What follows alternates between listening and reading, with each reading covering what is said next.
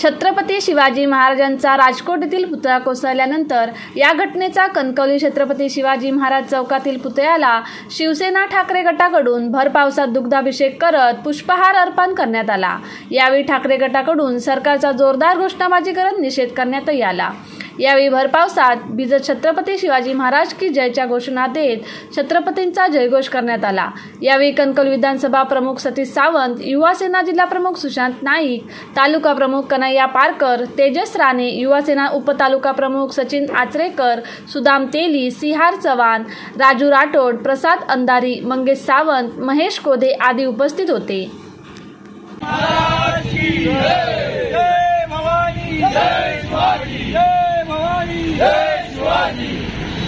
हर हर महादेव, हर हर महादेव। छत्रपती शिवाजी महाराजांच्या पुतळ्याला बहुमत मिळालेल्या सरकारचा जय असो।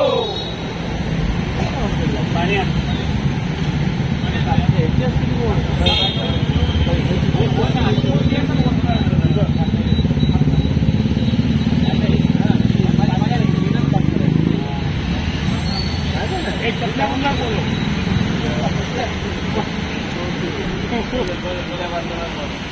हे देता मुला इकडे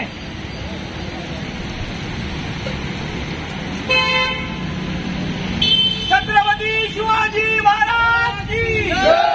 जय भवानी, जय शिवाजी, जय भवानी, जय शिवाजी। छत्रपती शिवाजी महाराज की जय। जय भवानी, जय शिवाजी।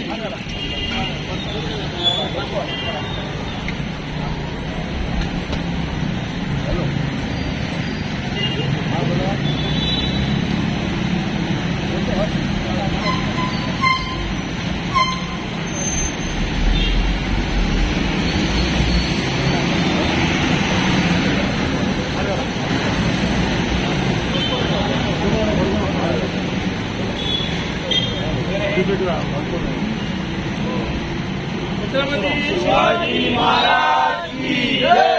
जय भवानी, जय शिवाजी, जय भवानी, जय शिवाजी। छत्रपती शिवाजी महाराज की जय। निषेध असो, निषेध असो, निषेध असो, निषेध असो, निषेध असो, निषेध असो। छत्रपतींच्या पुतळ्याला इथं दुग्धाभिषेक घडलेला आहे, काय सांगाल?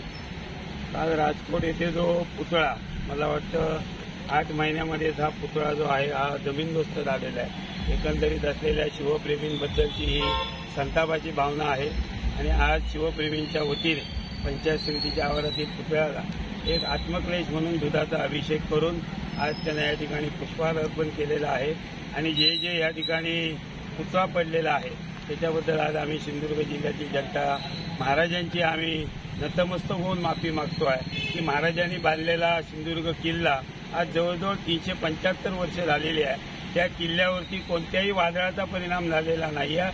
आजही किल्ला अभेद आहे आणि 8 महिन्यामध्ये सत्तारूढ पक्षाचे लोक सांगतायत की 45 किलोमीटर वेगाच्या वाऱ्यामुळे हा पुतळा पडलेला आहे। म्हणजे आज निश्चितच आज जी कामं जी आहेत अत्यंत निकृष्ट दर्जाची कामं झालेली आहेत।